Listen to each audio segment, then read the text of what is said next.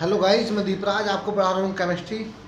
और आज हम 11th क्लास केमिस्ट्री में एक न्यू चैप्टर स्टार्ट करने जा रहे हैं। चैप्टर का नाम तो कुछ और है, पर किससे रिलेटेड वो चैप्टर, वो पीरियोडिक टेबल से रिलेटेड है। किससे रिलेटेड है? पीरियोडिक टेबल से।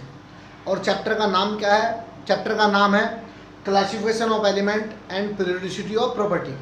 Classification of element and periodicity of property. इस चैप्टर में हम दुनिया भर के एलिमेंट्स हैं, कितने टोटल एलिमेंट हैं, उनकी स्टडी कैसे हुई, कैसे शुरुआत हुई, कैसे इनका एंड हुआ, उसके बारे में हम पढ़ेंगे। देखते हैं क्या है। Classification of element and periodicity in property. भाई टोटल एलिमेंट कितने हैं? Total element 118। कब? नाउ, अब। सही है। जो भी सन चल रहा सर।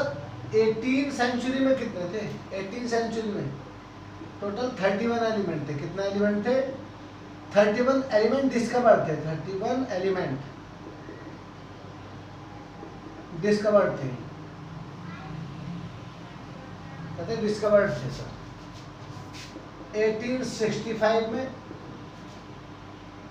1865 में हुए 43। कितने हुए जी? 43 एलिमेंट। 63 एलिमेंट डिस्कवर्ड हुए किसमें? 1865 के आसपास। और अब कब? नाउ टोटल एलिमेंट कितने? 118। कितने? 118 एलिमेंट। इसमें सारे के सारे नेचुरल अकरिंग नहीं है, कुछ मैन मेड है। कुछ क्या है? Man made. एटॉमिक नंबर 90 के बाद वाले, 90 के बाद वाले एटॉमिक नंबर आफ्टर 91, मतलब वे एलिमेंट जिनका एटॉमिक 91 है उसके बाद वाले जो एलिमेंट हैं वे सब क्या है? मैन मेड है। क्या है? Man made. Mean artificial. क्या है?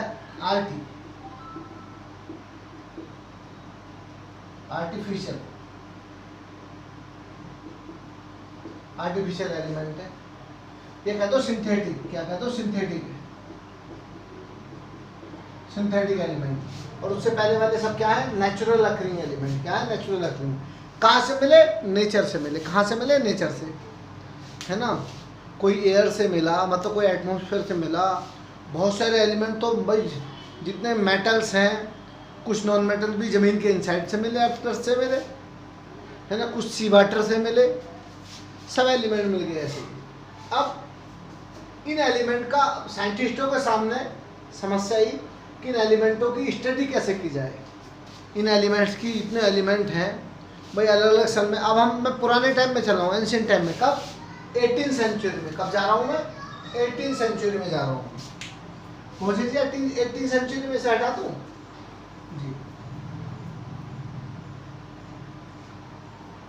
18 सेंचुरी में 31 एलिमेंट थे, जिस समय जॉन डाल्टन का टाइम था। किनका टाइम था? जॉन डाल्टन का टाइम था। उन्होंने अलग अलग एलिमेंट के अलग अलग सिंबल दिए थे। उससे पूछ रहे हैं, उस समय 31 एलिमेंट थे, है ना। उसके बाद 1865 में 63 एलिमेंट थे। तो साइंटिस्ट ने सोचा इन एलिमेंटों की स्टडी कैसे की जाए, है ना। तो क्या करी उन्होंने? एलिमेंटों की प्रॉपर्टी चेक करी। क्या करी? एलिमेंटों की प्रॉपर्टी चेक करी और स्टडी करी। अब भाई उस समय तो 31 एलिमेंट थे, कम एलिमेंट थे। क्या हुई? उनकी स्टडी कर ली। क्या कर ली? उनकी स्टडी करने लगे उनकी प्रॉपर्टी से। लेकिन वो इजी नहीं था। इन्होंने क्या करा कि भाई उस समय जो 31 एलिमेंट थे, या उसके बाद वाले आगे के साइंटिस्टों को कह सकते हैं कि सिमिलर प्रॉपर्टी के एलिमेंट को चूज करो। सिमिलर प्रॉपर्टी के एलिमेंट को चूज करो। और सिमिलर प्रॉपर्टी के क्या हो? तो सबसे पहला जो क्लासिफिकेशन हुआ था कायदे में, वो क्या था? मेटल और नॉन मेटल का। मेटल और नॉन मेटल का। भाई सबसे पहला क्लासिफिकेशन किसका था? मेटल और नॉन मेटल का। भाई कुछ एलिमेंट क्या है? मेटल अदर्स क्या है? Non metal. क्या है? Non metals. और कुछ तो मेटलॉइड भी थे। तो जो क्लासिफिकेशन सबसे पहले हुआ था वो मेटल और नॉन मेटल्स के नाम से होता। अच्छा जी, समस्या ही मेटल कौन से हो बताओ? मेटल कौन से हो? तो मेटल क्या हो? डक्टाइल हो। क्या होते हैं? डक्टाइल। और क्या हो? मेटल मैलेबल हो। मेटल क्या हो? मैलेबल हो। और क्या करें? इलेक्ट्रिसिटी कंडक्ट करें।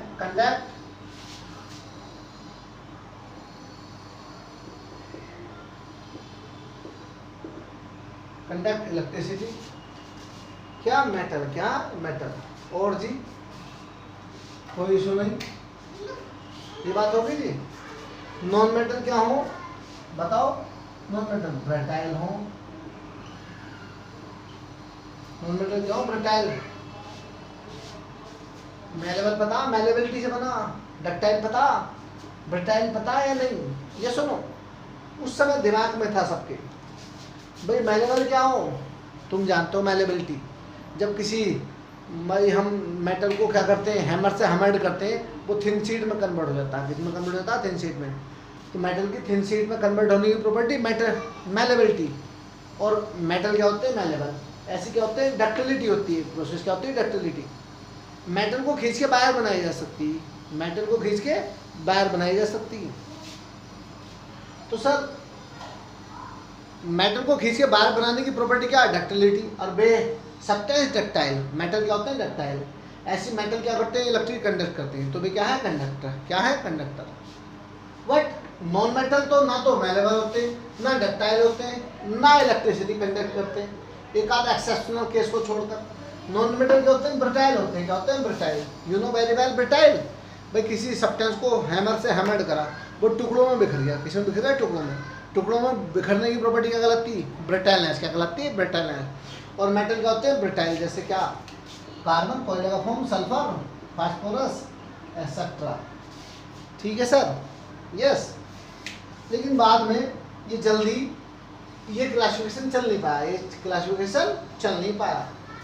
ठीक है? तो साइंटिस्टों ने क्या करा? साइंटिस्टों ने नहीं, दिमाग में कुछ भाई थिंकिंग आई हर किसी के दिमाग में। तो उन्होंने क्या करा? भाई जिस समय चाहे यहाँ 18th सेंचुरी में 61 एलिमेंट थे, 1865 में 73 एलिमेंट थे, या अब उन्होंने क्या करा?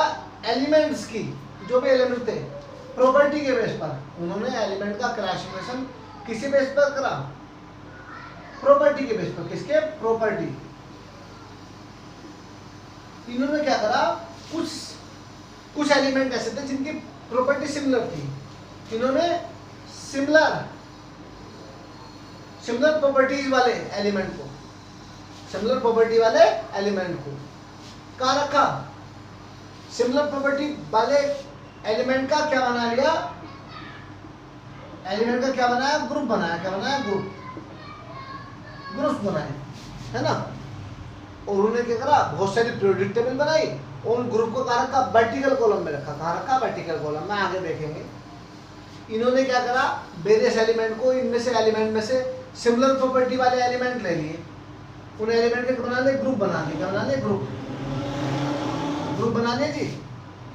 और ग्रुप के हिसाब से एलिमेंट की स्टडी करी। जिससे एलिमेंट की स्टडी क्या होगी? इजी होगी। एलिमेंट की स्टडी क्या होगी? इजी होगी। उनकी प्रॉपर्टी के बेस पर पता चल गया कि मेटल क्या है? मेटल ऑक्साइड बना। मेटल क्या बनाते हैं? ऑक्सीजन के साथ रिएक्शन करके ऑक्साइड बनाते हैं। ये एलिमेंट ऑक्सीजन के साथ रिएक्शन करके क्या बनाते हैं? ऑक्साइड। क्लोरीन के साथ रिएक्शन करके क्या बनाते हैं? क्लोराइड। नाइट्रोजन के साथ रिएक्शन करके क्या बनाते हैं? नाइट्राइड। ऐसी बहुत सारी प्रॉपर्टी जो सिमिलर होती थी, है ना? ऐसी नॉन मेटल कुछ प्रॉपर्टी शो करते थे, है ना? मेटल भी शो करते थे ऐसी सिमिलर प्रॉपर्टी, नॉन मेटल भी। तो ये मेटल नॉन मेटल का ग्रुपिंग भी काम आएगी। कुछ पार्टिकुलर हर एलिमेंट की, देखो इतने एलिमेंट है, 118 एलिमेंट, हर की प्रॉपर्टी अलग अलग है, यस और नो? लेकिन उनमें से कुछ प्रॉपर्टी कुछ एलिमेंट की सेम है। उन कुछ प्रॉपर्टी जो सेम है उसके बेस पर इन्होंने उन एलिमेंट को सेम ग्रुप में रख लिया। क्या रख लिया? सेम ग्रुप में। उन सिमिलर प्रॉपर्टी वाले एलिमेंट को ग्रुप में रख लिया और उसके हिसाब से स्टडी करी एलिमेंट की। क्या करी? स्टडी करी। तो सबसे पहले आए एक साइंटिस्ट डोबेरेनर। कौन आए? डोबेरेनर।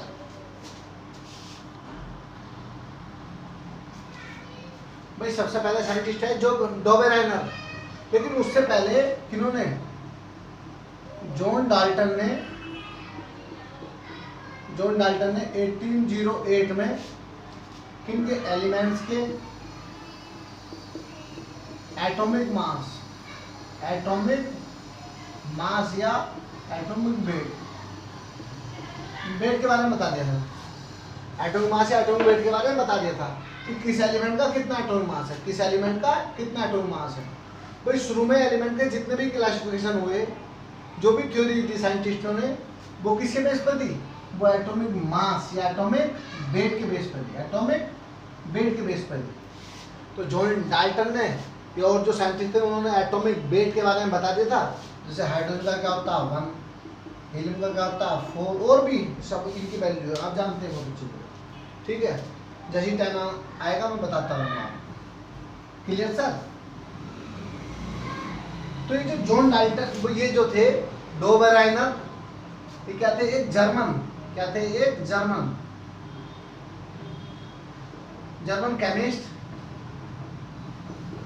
केमिस्ट या जर्मन साइंटिस्ट जॉन JOHANN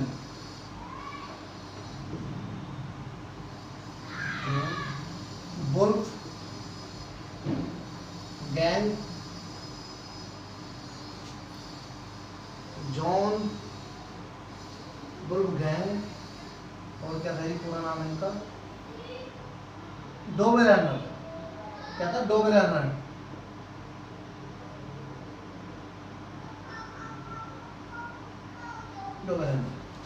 एक जर्मन केमिस्ट्री जॉन वुल्फगैंग डोबेरेनर, इन्होंने 1817 में इन्होंने क्या लिए? 3 एलिमेंट के ग्रुप लिए। इन्होंने क्या बनाए? 3 एलिमेंट के क्या बनाए? ग्रुप बनाए। क्या बनाए? ग्रुप। वो ग्रुप कैसे बनाए? इन्होंने 3 एलिमेंट, इन्होंने 3 एलिमेंट को किसके? एटॉमिक मास के इंक्रीजिंग ऑर्डर में अरेंज करा। इन्होंने क्या करा? एटॉमिक मास के इंक्रीजिंग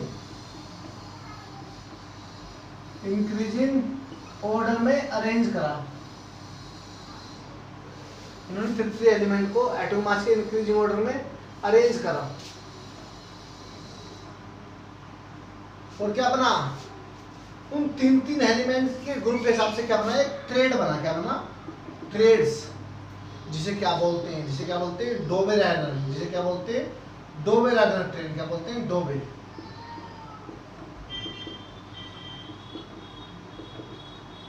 ट्रेड्स ऑफ एलिमेंट। क्या दोबारा बता रहा हूं मैं। German chemist John Wolfgang Dobereiner ने 1817 में एक ला दिया, एलिमेंटों का क्लासिफिकेशन किया। किसके बेस पर? एटॉमिक मास के बेस पर। उन्होंने क्या करा? 3 एलिमेंट को उनके एटॉमिक मास के इंक्रीजिंग ऑर्डर में अरेंज करा। उन्होंने 3 एलिमेंट को उनके एटॉमिक मास के इंक्रीजिंग ऑर्डर में अरेंज करा, है ना। और क्या देखा? क्या फाउंड हुआ कि फर्स्ट और थर्ड जो एलिमेंट है उनके एटॉमिक मास का सम मिडिल के एटॉमिक मास के एलिमेंट के अरिथमेटिक मीन के इक्वल है। दोबारा सुनो क्या है। इन्होंने जो 3 एलिमेंट लिए, उनमें फर्स्ट और थर्ड जो है, उन एलिमेंट के जो एटम है उनके एटॉमिक मास का सम का अरिथमेटिक मीन मिडिल वाले के एटॉमिक मास के इक्वल है। मिडिल वाले के एटॉमिक मास के इक्वल है। कैसे देखते हैं? फर्स्ट ट्रेड उसमें लिए इन्होंने 3 एलिमेंट लिए। कौन सा? लिथियम, सोडियम और पोटेशियम। लिथियम का सिंबल Li, सोडियम का Na, पोटेशियम का K। लिथियम का एटॉमिक मास है जी 7, सोडियम का है 23 और पोटेशियम का 39। देखो इनकी थ्योरी क्या थी, दोबारा बता रहा हूँ मैं थ्योरी थी इनकी कि इन्होंने एलिमेंट को एटॉमिक मास के इंक्रीजिंग ऑर्डर में अरेंज करा, एटॉमिक मास के इंक्रीजिंग ऑर्डर में। और फर्स्ट और थर्ड एलिमेंट का जो एटॉमिक मास का अर्थमेटिक मीन है, फर्स्ट और थर्ड के एलिमेंट के एटॉमिक मास का अर्थमेटिक मीन मिडिल के एटॉमिक मास के इक्वल आएगा, मिडिल के एटॉमिक मास के इक्वल आएगा। कैसे ही चेक करो, तो चेक करो लो फर्स्ट और थर्ड एलिमेंट का एटॉमिक मास लो 7 प्लस 39, दो एलिमेंट लिए इनका अर्थमेटिक मीन बाई 2, क्या है जी 46 बाई 2, किससे इक्वल आया 23 की। बताइए सोडियम का 23 है क्या नहीं, ये सुनो ये फर्स्ट ट्रेड हो गया। सेकंड ट्रेड्स कौन सा हो सकता है जी, सेकंड ट्रेड था जी sir chlorine bromine iodine, chlorine bromine iodine. Chlorine का एटॉमिक मास है 35.5, एटॉमिक मास की इंक्रीजिंग ऑर्डर में। ब्रोमीन का हेलो हाँ सही है, ब्रोमीन का 80, आयोडीन का 127। यस और नो, यस सर 127। क्या थी इनकी थ्योरी, क्या था इनका ला, फर्स्ट और थर्ड एलिमेंट ले लिए, फर्स्ट और थर्ड एलिमेंट के एटॉमिक मास का अर्थमेटिक मीन मिडिल के इक्वल या अप्रोक्स आएगा, मिडिल के इक्वल या अप्रोक्स वैल्यू आएगा। चेक करो सर 35.5 प्लस 127 अपॉन 2, 75.5 2 सही है, 236 अपॉन 2 काटो जी 8 1.25 क्या है जी 8.25। ब्रोमीन का एटॉमिक मास है 80, क्या है 80, ये क्या है 80 के अप्रोक्स है, क्या है 80 के अप्रोक्स। चलो मान ली, ये बात भी मान ली। इनका थर्ड ट्रेड क्या है जी, ये जर्मन साइंटिस्ट जो थे डोबेरानर, जिन्होंने 1817 में अपना एक ला दिया था, एक ट्रेड दिया था डोबेरानर ट्रेड कहलाया जो। इनका थर्ड ट्रेड क्या था जी, तीन एलिमेंट का ग्रुप था, इन्होंने ट्रेड बोला, क्या बोला ट्रेड्स बोला सर।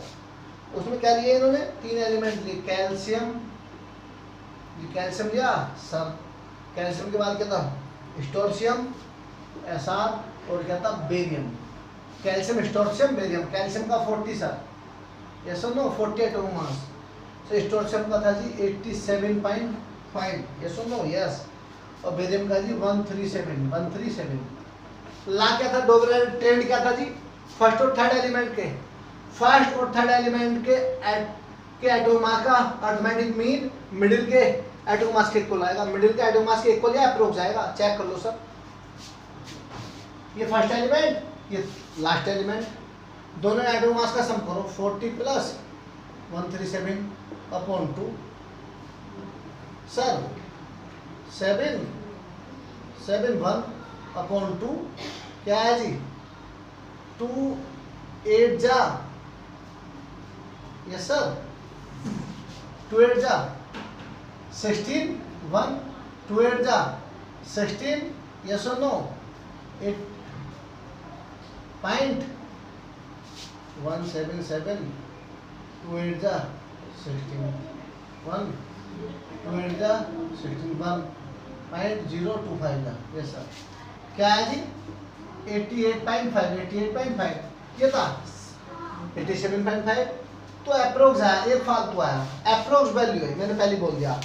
दोबारा सुन लो, इनका ला क्या था डोबेरानर का, इन्होंने एलिमेंट को, वेरियस एलिमेंट को, मतलब 3 एलिमेंट को, 3 एलिमेंट को एटॉमिक मास के इंक्रीजिंग ऑर्डर में अरेंज करा, एटॉमिक मास के इंक्रीजिंग ऑर्डर में अरेंज करा, एटॉमिक मास के इंक्रीजिंग ऑर्डर में अरेंज करा, यस और नो, और 3 एलिमेंट का ग्रुप बनाए। और क्या देखा इन्होंने, फर्स्ट और लास्ट एलिमेंट के एटॉमिक मास का अर्थमेटिक मीन मिडिल के एटॉमिक मास के इक्वल या अप्रोक्स होगा, मिडिल के एलिमेंट के एटॉमिक मास के इक्वल या अप्रोक्स होगा, ठीक है सर। उस समय कितने डोबेरानर के टाइम कितने एलिमेंट डिस्कवर थे 31, कितने एलिमेंट डिस्कवर थे 31 में से ये ओनली कितने 9 एलिमेंट का ट्रेड बना पाए, और एलिमेंट इसमें नहीं आ पाए। तो ये क्या हो गया, फेल हो गया, क्योंकि और भी एलिमेंट आने थे। इनकी प्रॉपर्टी की स्टडी थोड़ी करनी है, इन्हीं एलिमेंट की स्टडी थोड़ी करनी है। हमें तो उस समय जितने एलिमेंट डिस्कवर थे 31, सबकी स्टडी करनी थी। तो ये जो डोवेलन ट्रेंड था, जो एक जर्मन केमिस्ट ने दिया था, एक जर्मन साइंटिस्ट ने दिया था, ये क्या हो गया, फेल हो गया। ये क्या हो गया, फेल हो गया। अब न्यू साइंटिस्ट आएंगे और अपनी अपनी बात बताएंगे। उसके बाद है न्यूलैंड्स, जो हम नेक्स्ट लेक्चर में डिस्कस करते हैं। नेक्स्ट क्लासिफिकेशन होगा न्यूलैंड्स के according, Newland law of octaves, Newland law of octaves, seen in next class. Thank you, have a nice day.